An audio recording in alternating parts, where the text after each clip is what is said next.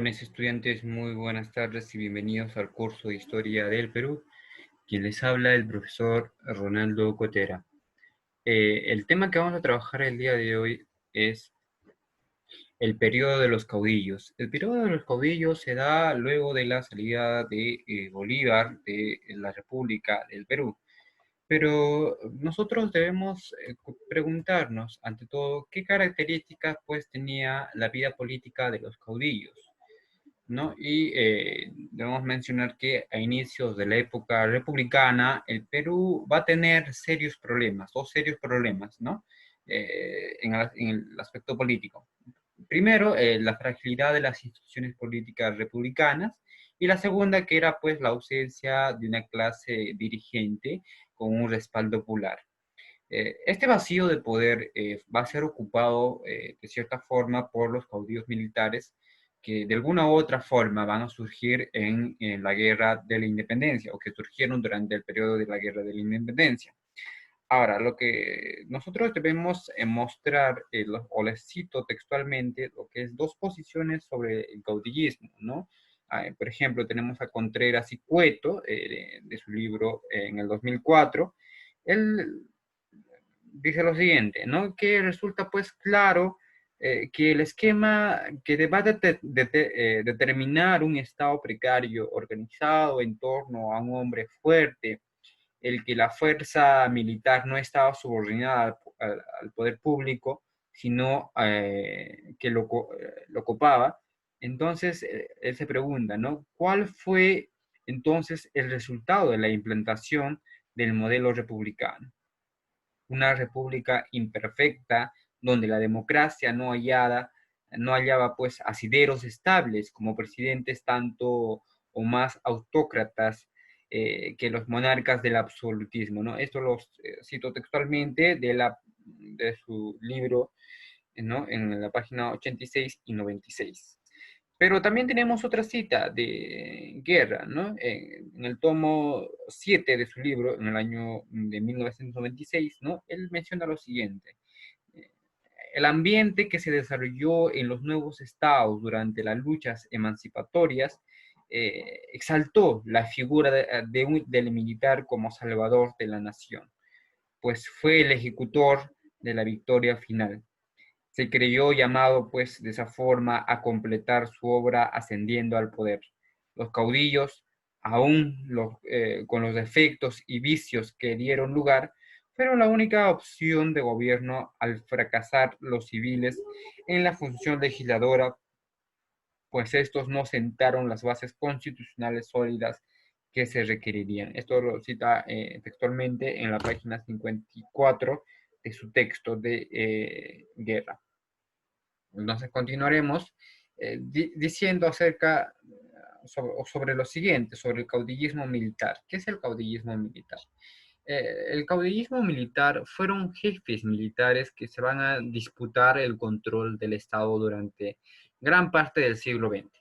Por lo general, habían combatido en la guerra de la independencia y tenían, pues, por alguna manera decirlo, tropas a su mando y tenían un cierto prestigio militar que habían ocupado en el proceso de independencia, ¿no?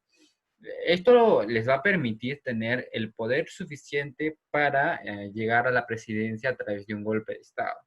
Entonces, lo que vamos viendo es, pues, por lo general, la mayoría o los primeros van a ser, pues, militares que van a tener cierto prestigio, cierta popularidad, cierta simpatía con la población y que de alguna u otra forma llegan al poder mediante un golpe de Estado, ya que, como habíamos visto en la clase anterior, no había funcionado lo que es la constitucionalidad. Ahora, para lograr sus objetivos, lo que hacía el caudillo era pues buscaba mantener o debía mantener buenas relaciones con los hacendados locales que le prestaban tropas y dinero, ¿no? Entonces, va a haber pues también desde este punto cierta u otra forma que vendría a ser eh, una especie de, tú me apoyaste, entonces se te va a devolver. ¿no? Entonces, ese es lo que se conoce como los favores, ¿no? La paga de favores. Pero al mismo tiempo también debía ganarse el favor de las clases populares, ¿no? Como el pueblo, etcétera. Entonces, como ellos ya venían, pues, de la independencia, de un periodo mucho anterior, entonces tenían cierto prestigio, tenían cierta popularidad. Eso va a ayudar de cierta forma a que los caudillos militares pudieran pues hacerse con el poder. Ahora, la revuelta de un caudillo solía iniciarse con una declaración pública donde se va a afirmar que el gobernante de turno había quebrantado la ley y que esta persona que había quebrantado la ley debería devolver la legalidad al país. Entonces, usaban como pretexto esta terminología, ¿no? Que la quebrantación de la constitucionalidad.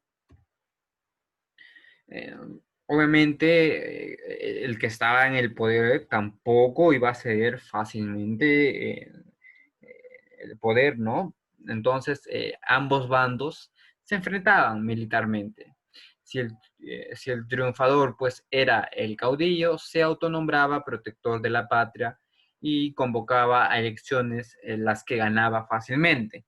Obviamente, si sale en favor de una supuesta autocracia, una supuesta eh, revuelta, por así decirlo, como se le denomina como el protectorado, por así decirlo. Entonces, tenía pues cierta popularidad. Por último, mandaba a elaborar una constitución acorde con sus intereses. Cada caudillo que ingresaba, y ese es por ese motivo que a lo largo del tiempo vamos a ir observando pues que nuestro país va a abarcar varias constituciones. Entonces van a haber pues, cambios de constituciones tras cambios de constituciones según iban entrando nuevos presidentes. Algunos no lo hacían, otros sí lo hacían. Entonces, vamos a ver, este problema lo vamos a ir viendo y va a ser muy recurrente en el periodo de la República.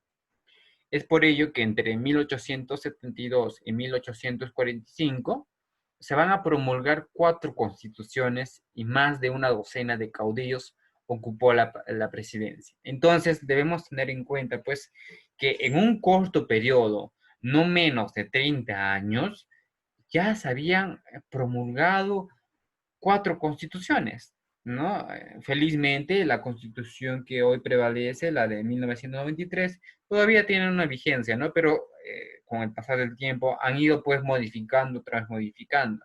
Y así sucesivamente, como les menciono, ha sido muy recurrente el tema de cambiar la constitución. Ahora, lo que debemos mencionar es que mayormente el caudillismo militar era pues una pugna entre conservadores y liberales. Los conflictos entre los caudillos, aparentemente anárquicos y personalistas, van a reflejar 2 tendencias políticas muy claras, por cierto. Por un lado vamos a tener una tendencia conservadora y por otra una tendencia liberal. Los conservadores.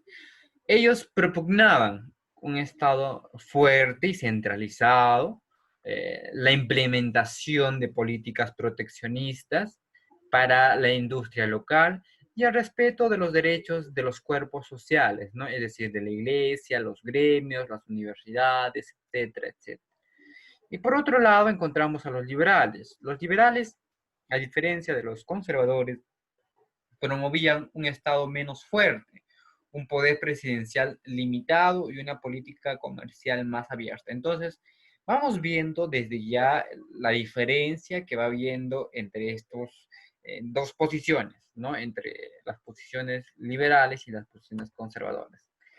Ahora, debemos mencionar que por lo general los caudillos se van a vincular con uno de estos 2 bandos, tanto para justificar sus medidas como para obtener el apoyo de los sectores sociales que las propugnaban. Como les dije al inicio, era común, sin embargo, que cuando sus intereses lo requerían, cambiaban de bando. Es decir, que si algo no le parecía, simplemente mutaba o cambiaba de la noche a la mañana. Entonces no hay pues una política a larga duración. Lo que observamos es pues que el periodo o el cambio es dramático y drástico. Y vamos a entrar a hablar del primero, que es el gobierno de José de la Mar. Ahí vemos en imagen a José de la Mar. Después de que Bolívar saliera del Perú, el Consejo de Gobierno, encabezado por Andrés de Santa Cruz, va a convocar a elecciones parlamentarias en el año de 1827. ¿No? Recordaremos nosotros en la clase pasada con Ribagüero y Tagle, ¿no? Ahí pues va a haber una inestabilidad política, ¿no? Después de esto, lo que va a haber es, se va a presentar a elecciones donde va a ganar José de la Mar. El nuevo Congreso llamó a elecciones generales, en las cuales el mariscal José de la Mar venció a Santa Cruz, que era pues el otro contendiente.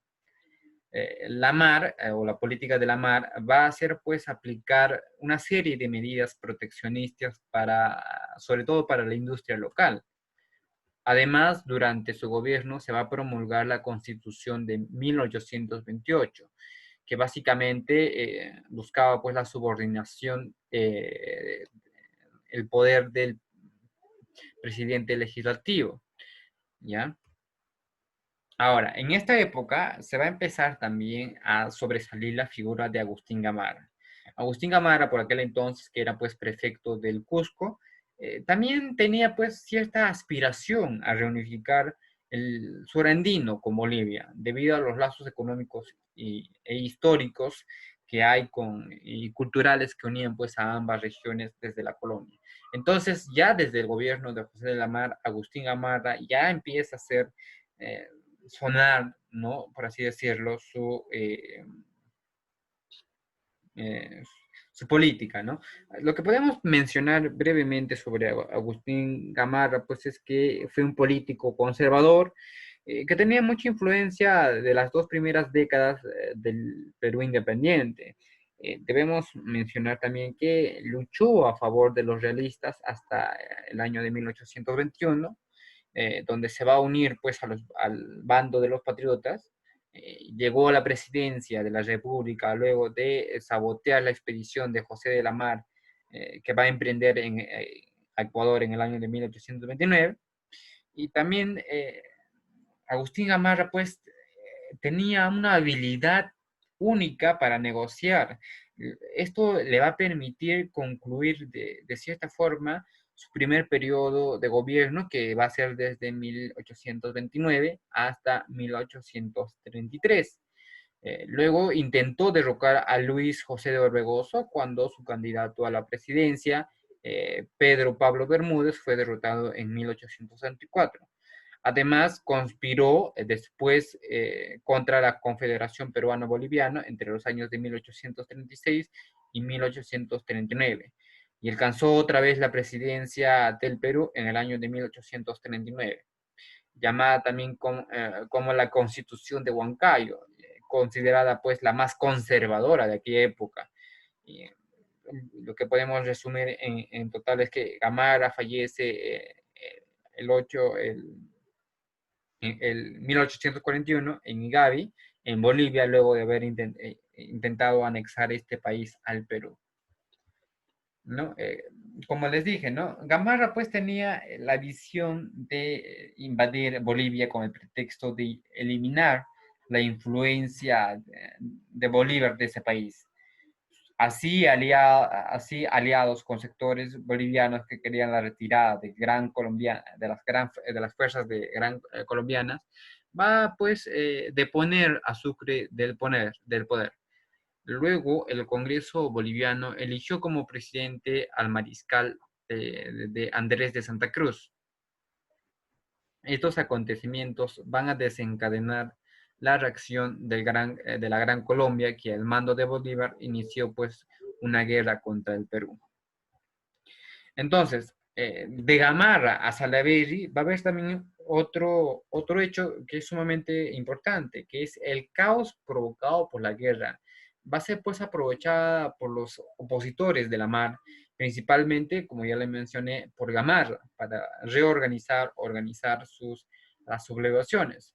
El Congreso en aquel entonces, en agosto de 1829, en las que Gamarra resultó ser elegido como presidente, eh, va a hacer también en ese mismo año lo que vendría a ser, se va a firmar el Tratado de Lavado-Gual en el año de 1829, en el que básicamente estipulaba que el Perú entregaba a Guayaquil la Gran Colombia, mientras que ésta reconocía la soberanía peruana sobre Tumbes, Jaén y Maynas.